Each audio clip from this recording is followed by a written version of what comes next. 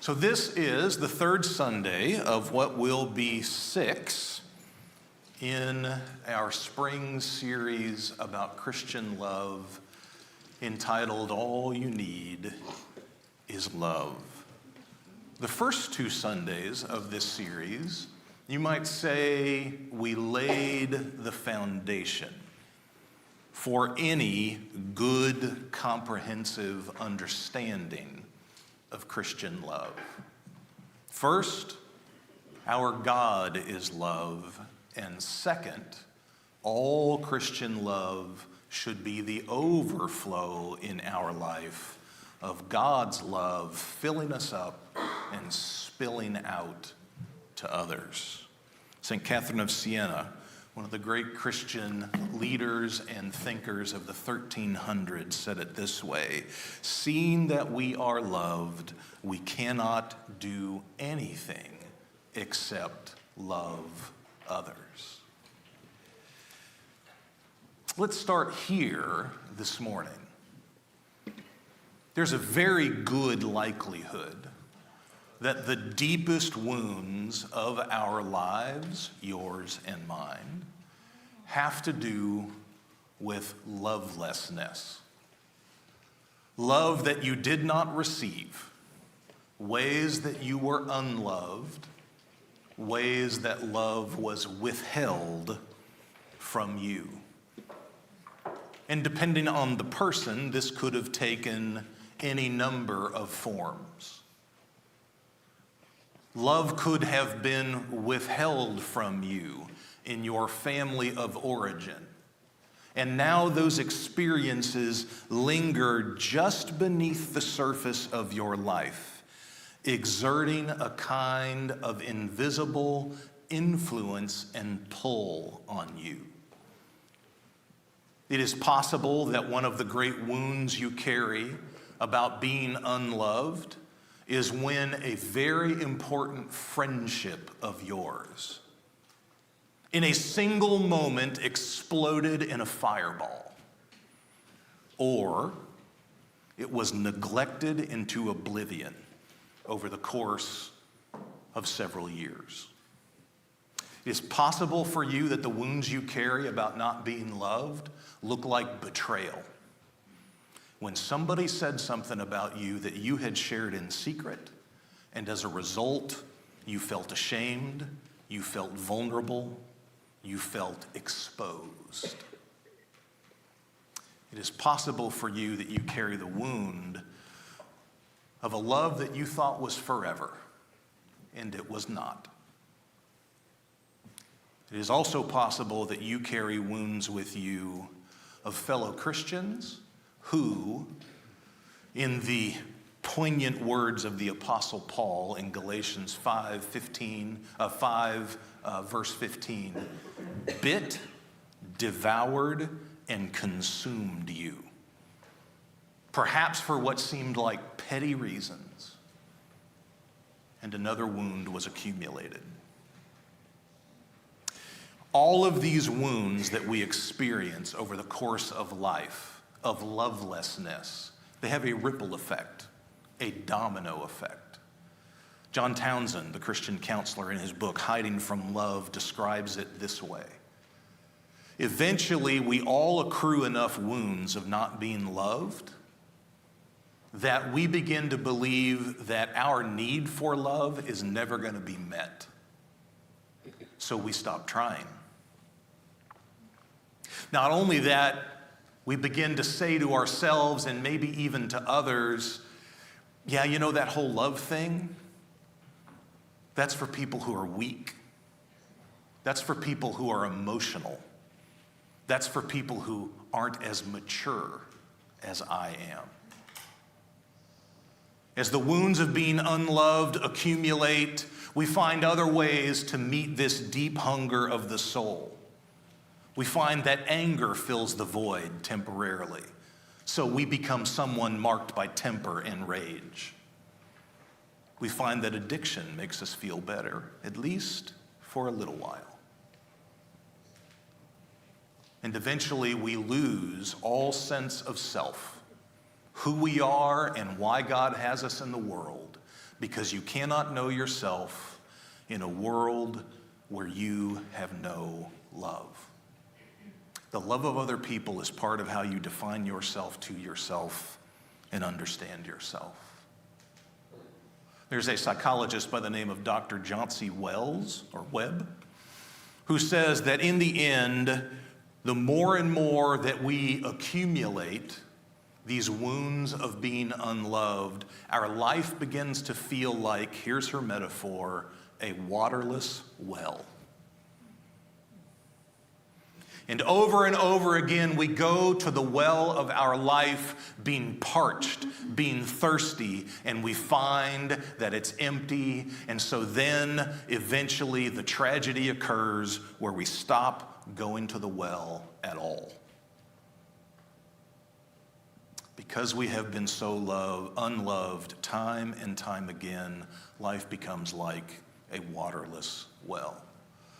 There's another psychologist by the name of Sue Johnson who says, see, so often we think about being unloved as merely emotional trivia when it is actually a survival threat. What do you regret most in life? Let's change the question. Well, there have been multiple studies done about people who are nearing the end of their earthly life. They're facing a terminal illness, let's say. And over and again, these studies show that people's lifelong regrets tend to fall into one of two categories. They fall into what are called ideal regrets, as in your life did not live up to your ideal. Things like, I should have taken that risk. I should have followed my dream. I should have been the person I know myself to be instead of being the person other people wanted me to be. Those are ideal regrets. But then, of course, there are relational regrets. If you will, regrets of not loving well or often enough. This is how one study describes it. I have found that the greatest regret one can have at the end of their life is not that they failed at a career or didn't achieve enough success, but that they failed to love the people who mattered most with everything they had. End quote. Let's go back to the love letter of the New Testament, 1 John. And before we talk about the specific attitudes, priorities, and behaviors of Christian love, which we will do in the last 3 weeks of this series, we today need to glean from 1 John the cost of lovelessness. The cost of not being loved the way that we need to be loved and not loving other people as well as we ought. Because the price tag is high. There are 3 major parts in the 5 chapters of 1 John that talk about love extensively. Each one of these 3 sections uses a different word picture for the cost of lovelessness. We're going to touch on all 3 this morning. So first, let's revisit 2 verses that we talked about in brief during the first Sunday of this series. 1 John chapter 4, verses 17 and 18. Love has been perfected among us in this, that we might have boldness on the day of judgment. Because as God is, so are we in this world. There is no fear in love, but perfect love casts out fear. For fear has to do with punishment, and whoever fears has not reached perfection in love. We celebrate that one of the things God's love does in our life, or should do, is it releases us from fear. Yes, even fear of judgment. And so the writer of 1 John says, as God is, so we ought to be in this world. The way we love each other ought to be like that kind of freedom too. We, when we love each other as Christian people, should be freeing each other from fear. From that fear or apprehension that maybe I'll be criticized when I say what I do. Or maybe there will be tit for tat. Not so in Christian love. However, this is also revealing about lovelessness. Here's what Robert O'Neill, the governing bishop of Episcopal churches in Colorado, writes about these two verses and what it tells us about not receiving and not giving love. Quote, "It is a simple, straightforward, and often neglected fact. The opposite of love is fear. For fear is the breeding ground, the simmering cauldron of all resentments, bitterness, anger, and destructive behaviors that constitute and give rise to hate.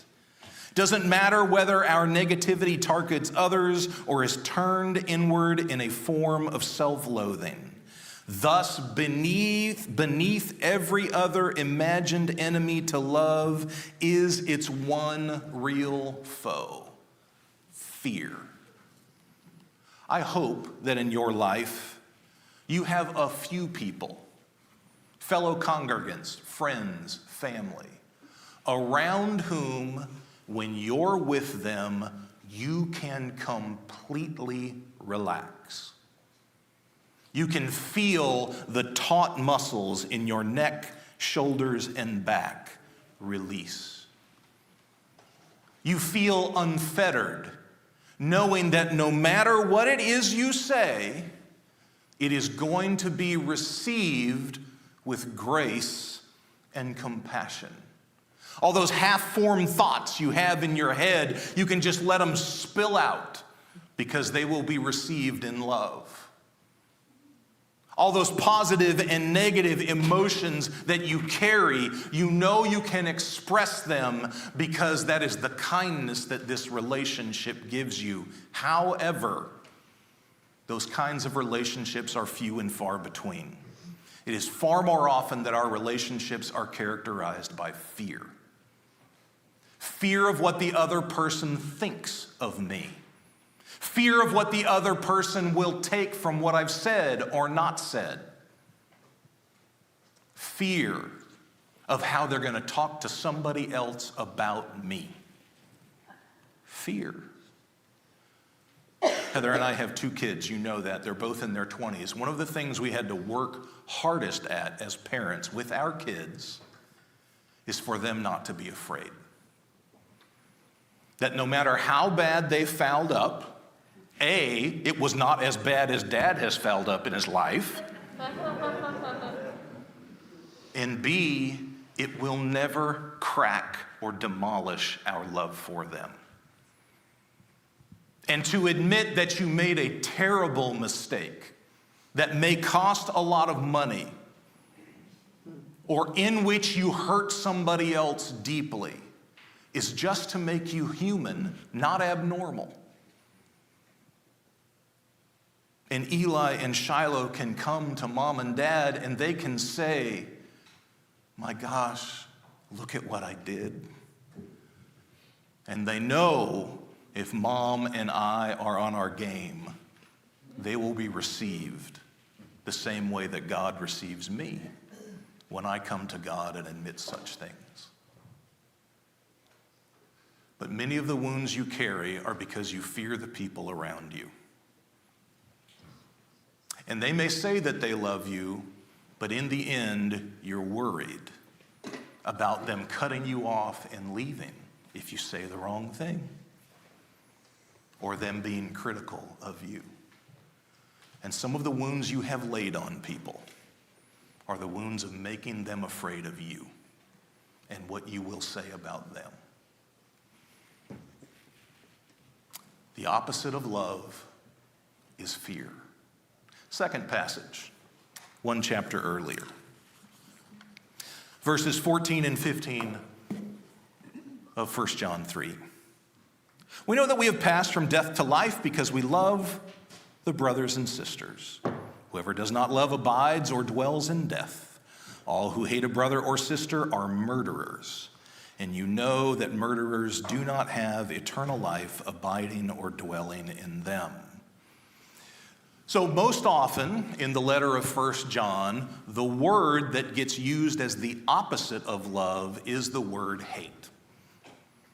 And perhaps your response to that factoid is like mine, which is,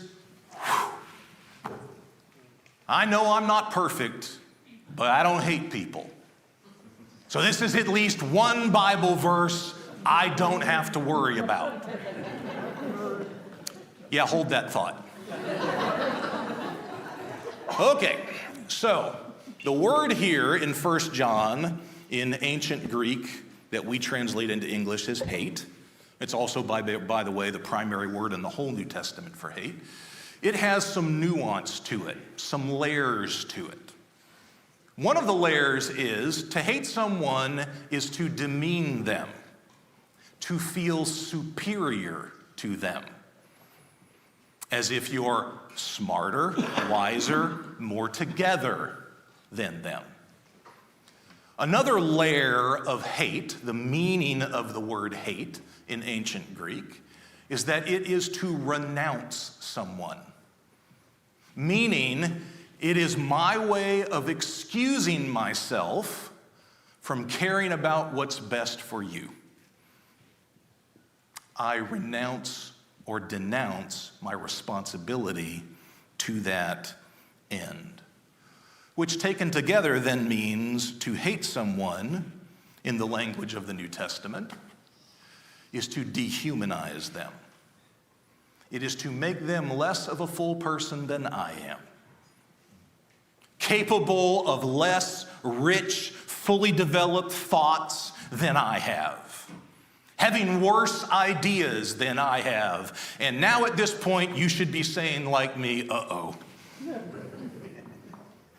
Maybe hate is not as far removed from me and my inner life as I thought. Perhaps when I look back across my life, some of my greatest regrets are the times when I dehumanized someone I didn't like or with whom I disagreed.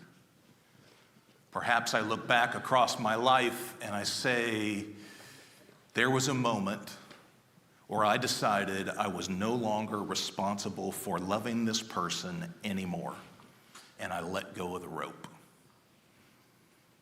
I bet you have regrets like that too. And I'll bet some of your deepest wounds are from people hating you, people looking down on you, people thinking you weren't worthy or able, certainly not as much as they were. I think there have been times in your life where you have been dehumanized, made to be a two-dimensional cardboard cutout, and everyone else around you was telling you that they were three-dimensional and fully human, but not you. You were there to fulfill their whims and needs, no more, no less. And the writer of 1 John in 1 John chapter 3 says, make no mistake, this kind of hate that we all receive and give on occasion, it kills. It is like death. Those are his words. Not only is it like death, it's like murder. And as Pete Ray Jones, a New Testament scholar, says, this kind of death is particularly onerous because it kills not only the target, but the carrier. It is like a virus, and it wipes everybody out. Our world bears the wounds of hate. Hate given and hate received. Our world is dying. It is being murdered before our eyes. through hate. What's the opposite of love? The opposite of love is not just fear. The opposite of love is death. Death created by hate. One more. This is from 1 John chapter 2. Fear, death, and verses 9 to 11. Whoever says, I am the light, I am in the light, while hating a brother or sister is still in the darkness. Whoever loves a brother or sister abides in the light, and in such a person there is no cause for stumbling.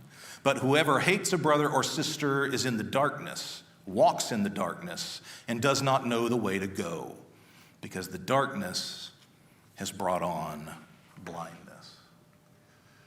There's a professor of divinity at Cambridge named Judith Liu. She writes about these verses and what we should take away about lovelessness as follows.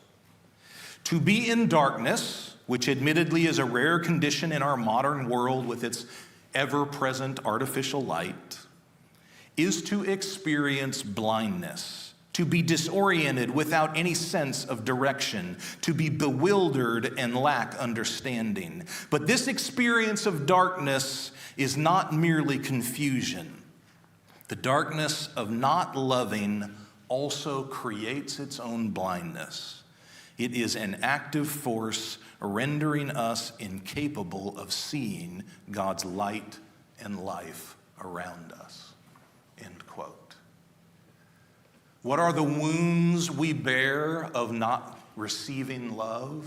What are the regrets that we carry for not giving love? It's like being blindfolded in life. You cannot see where you're going. You have no sense of purpose or direction. You stumble at the whim of the ground upon which you tread. It is blindness. It is darkness. The world is a confusing place, full of complex choices that we all face. One of the ways that we make our choices and our lives so much harder than they ought to be is that we choose not to prioritize first and foremost love. Because when that goes away, it is as if we are blindfolding ourselves. There's a good chance that if you were to come to me and talk to me in my office about some difficult question you're facing or some hard choice in your life, one of the things I'm going to say to you, or one of the avenues we're going to pursue together, is a simple quotation from St. Augustine of Hippo, one of the great leaders of the Christian church in the 400s in North Africa. He said very simply, love and do what you will. Love and do what you will. So let's start perhaps with any choice we face, working through and vetting together, what can I do that is the most loving thing to the other people involved in this decision and to myself? What is the most loving thing I can do here? And then you can act unafraid. 1 John chapter 2, verses 9 to 11 is describing the opposite of that very simple maxim and directive from St. Augustine. Love and do what you will. Perhaps the negative corollary would be don't love and it doesn't matter what else you do. Because you are wandering through the world blind, deaf, and dumb, never knowing when you will stumble and fall flat on your face. These are the wounds you and I carry. The wounds of not receiving and giving love. The wounds of fear, the wounds of death, the wounds of hate, and the wounds of stumbling around together in the darkness. And our hope over the next 3 Sundays is as we learn more about what Christian love is in the face of our loveless experience and world, we will find together that love is healing. It is healing to us in a way that nothing else can be. Love is life-giving. If the absence of love is death and corrosive, the presence of love gives us life as it was intended. And it is only love that brings us to the apex of what it means to be human together as God envisioned it to be. Here at the end of the sermon, I'd like to give you a moment or two to pause and to pray. Perhaps to get real with God about the wounds of not being loved that you carry, or the regrets you carry about not loving well. There are a few prayer prompts up on the screen. I'm going to give you a moment or two in the quiet, and then I will pray for us all.